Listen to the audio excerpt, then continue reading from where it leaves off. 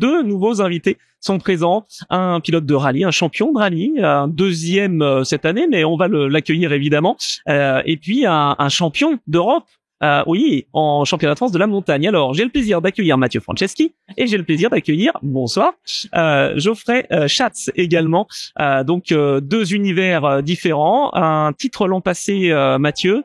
Et là, cette année, donc c'était en championnat d'Europe et tu arrives à être deuxième vice-champion. Raconte-nous un petit peu comment tu as vécu cette année et cette progression finalement. Eh ben écoute, je l'ai plutôt bien vécu. C'est vrai que ça a été une année riche en apprentissage et des expériences inoubliables. Parce que le championnat d'Europe, on a découvert des routes juste exceptionnelles. C'est un championnat très varié, donc il a fallu être fort en termes d'adaptation. Et j'en retiens que du positif. Avec Andy Malfoy, ça a été intéressant aussi parce que tu t'es adapté. T'étais avec Lucie Beau, si je dis pas de bêtises. Donc ça aussi, c'était un petit changement. Oui, c'était un changement. Ça a fait tout d'abord bizarre d'entendre une voix masculine à côté, mais non, ça s'est très bien passé et très rapidement. En plus, Andy a beaucoup d'expérience aussi en championnat du monde, donc il a pu m'apporter un peu de sérénité. Et non, je pense que le duo a plutôt bien marché. Alors, pas de copilote pour toi, Geoffrey. Bienvenue ici, Geoffrey. Merci. Chaque année que tu reviens, j'ai l'impression, il y a des titres en France, il y a des titres en Europe. Bon. Ouais. Des titres en Europe. Enfin, là, non, il y en a un. Il y en a un. J'espère qu'il y en aura à l'avenir, hein, bien sûr. Mais non, ouais, pour nous, pareil, on a changé un petit peu de paysage. On a voulu découvrir de nouvelles choses. Donc, on est allé un petit peu en championnat d'Europe. Ça fait des années que je voulais le faire. Et franchement, ouais, c'était une année absolument extraordinaire. Alors, c'était très très dur. Hein. Je pense un peu comme Mathieu. On a découvert beaucoup de choses. Tous les tracés qui étaient nouveaux pour nous. Des tracés assez longs. On a eu des tracés comme en Italie qui font 10 kilomètres. Donc, à apprendre sur le bout des doigts, ça prend du temps. Compliqué, ouais. Ouais, surtout que nos voitures sont vraiment très très performantes. Donc, le moindre écart de quelques dixièmes peut avoir des conséquences de 1 sur le chrono et parfois pire. Donc, beaucoup de travail de ce côté-là. Mais vraiment, une expérience incroyable, que ce soit sportivement ou humainement. On a rencontré des personnes incroyables, découvert de nouveaux pays. On a fait 10 pays différents. Donc vraiment une année pour moi qui va rester marquée à vie, vraiment à vie. Sachant que bon voilà, champion d'Europe de course de côte français n'a pas de mémoire, il n'a pas beaucoup, je crois qu'il n'y en a que 3. Et succédé en plus à Lionel Régal qui était une de mes idoles de course de côte que j'ai eu la chance de côtoyer par le passé grâce à Nico, mon frère. Ouais. Donc non, franchement pour nous c'était une saison absolument extraordinaire. Je rebondis d'ailleurs, il y a des fratries à la fois en course de côte et à la fois en rallye. C'est important parce que tout à l'heure on a entendu Léo Rossel qui disait justement d'être dans les traces de Johan, c'était pas facile. Parce que pour toi justement ça a été aussi finalement une adaptation quand tu as commencé ta carrière avec ton frère JB. Oui, non, je dirais pas facile justement. Je dirais justement que c'est un atout le fait d'avoir un frère qui a déjà entre guillemets fait le chemin, donc je peux me servir de son expérience, c'est ce que j'ai pu faire. Il a 3 ans de plus que moi, donc les 3 années que j'ai passées à ses côtés, certes pas derrière le volant mais à ses côtés. Ça m'a permis d'acquérir de l'expérience sur la préparation, sur la gestion de course et tout ça, même si j'avais aucune idée du feeling derrière le volant, mais tout ça, ça reste des points qu'on a en tête malgré tout. Donc non, moi je pense que c'est plutôt un point positif. Alors, Geoffrey? Ouais, je suis assez du même avis, ouais, tout à fait. Sachant pas, non, on a plus d'écart avec mon frère, on a 6 ans d'écart. Mais c'est pareil, moi, c'est-à-dire que moi j'ai commencé en 2010, lui en 2004, donc moi quand je suis arrivé en course de côte, lui était déjà en train de se bagarrer pour le titre en Formule 3000 à l'époque. Donc voilà, toutes les galères, parce que nous la famille n'est pas issue du sport auto, donc toutes les galères, c'est mon père et mon frère qui les ont essuyées. Moi, quand je suis arrivé, tout était déjà en place. Moi, il m'a inculqué aussi toutes les techniques de pilotage, donc vraiment, ça a été d'une aide vraiment incroyable, quoi. Et puis je pense que vivre sa passion en famille, ça reste quelque chose je pense que c'est vraiment une chance. Ouais, j'imagine effectivement. Et alors, la surface préférée en Europe, parce que je l'ai dit souvent, on s'est vu plusieurs fois dans les émissions, mais c'est quoi? C'est la terre, c'est l'asphalte? Qu'est-ce qui t'a plu le plus?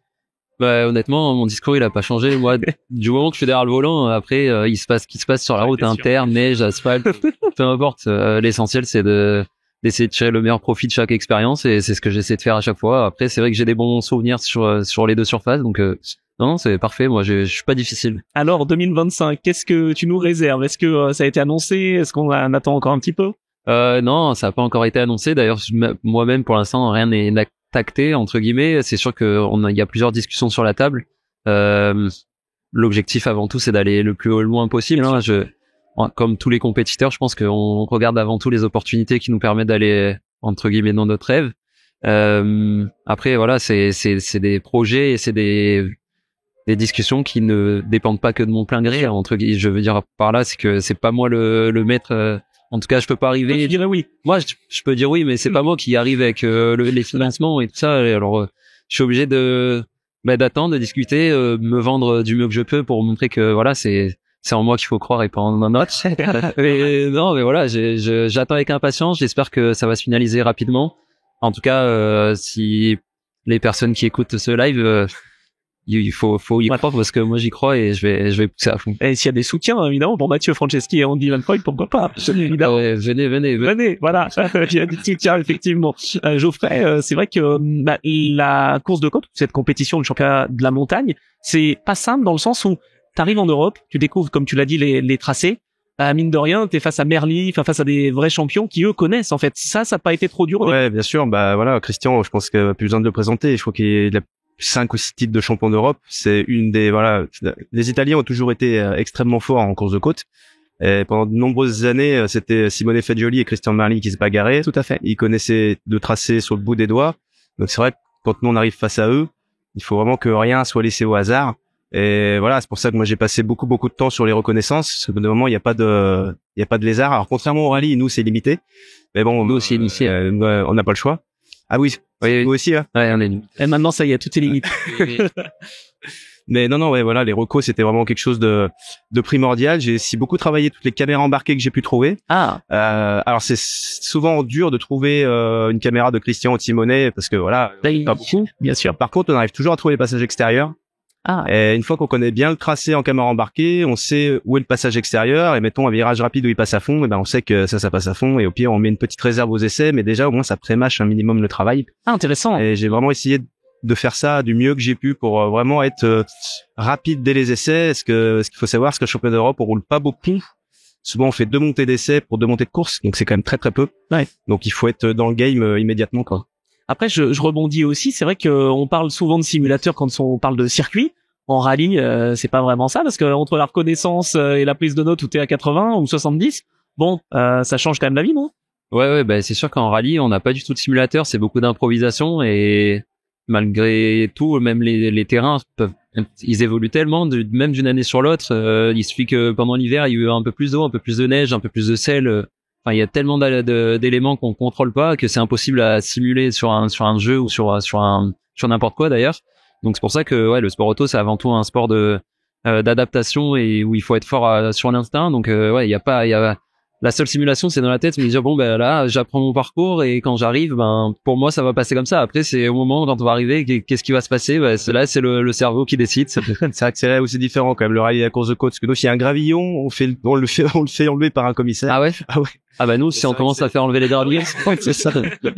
Là, c'est vrai que c'est vraiment différent par rapport à ça quoi. C'est que contrairement au rallye, je pense que t'es pas tout à fait maître en fait de ton destin entre guillemets quoi, parce qu'il peut y avoir des choses que t'as pas maîtrisé, des cordes sales ou des choses comme ça. Ouais, c'est ça. Alors que nous en côte, c'est vrai que on maîtrise notre truc à 100% quoi.